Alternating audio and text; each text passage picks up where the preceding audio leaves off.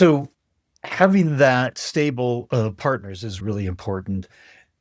How do you select a partner? There's a lot of choices out there, but what you're just talking about, talent acquisition is extremely important for the company. So your partners have a very specific role, and not everybody is equal.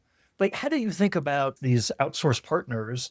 How do you think about in terms of like, how do you judge them? What your criteria on them and wanting to work with you?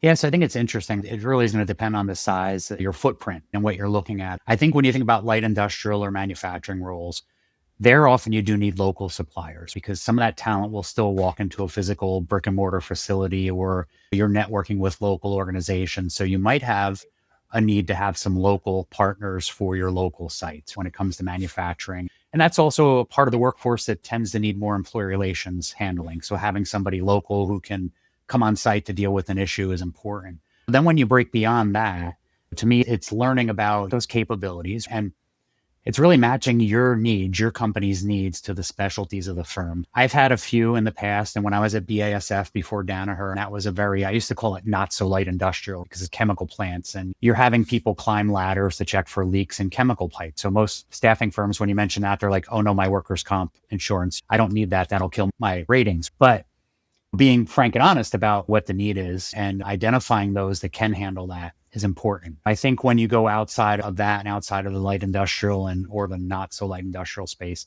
you start looking at specialties and what kind of engineering roles do I have and everything else. And where I was going with the not so light industrial is I would have staffing firms approach me and say, oh, we can do everything.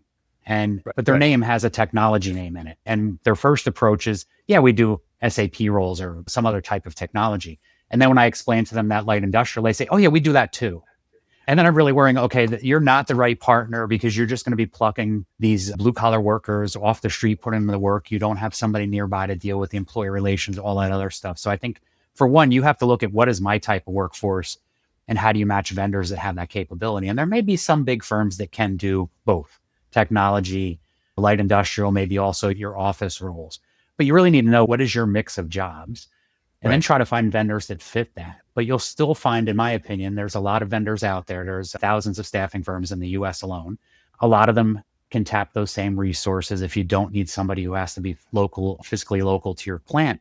So then I think it's learning more about them and their management structure, learning about, I like to say to our MSP is, can you screen both our current suppliers and any new ones, obviously for capability, but then when you go past that, how do they use their superpowers for good? So how do they engage their workers while they're on assignment? How do they, once they're engaging them, that's great. But what do they do? What do they do for the community around them even? And what are they doing? So that's where that superpowers for good comes. And it could be they give their people time off to do Habitats for Humanity. It could be they do upskilling programs. There's lots of things out there, but it's just finding out, are they just putting butts in seats and collecting that small markup that's allowed within the MSPs, or are they doing other stuff with their platform? Because to me, that's where, at least for me, it's where I find staffing firms within our MSP that will have similar values to Danaher. So for me, that's important. But otherwise, it really depends. So I'm giving you a touchy-feely HR side when I say finding what matches the company values. If you're a procurement person, you may be like, hey, I'm just going to negotiate margins. I want to get volume discounts.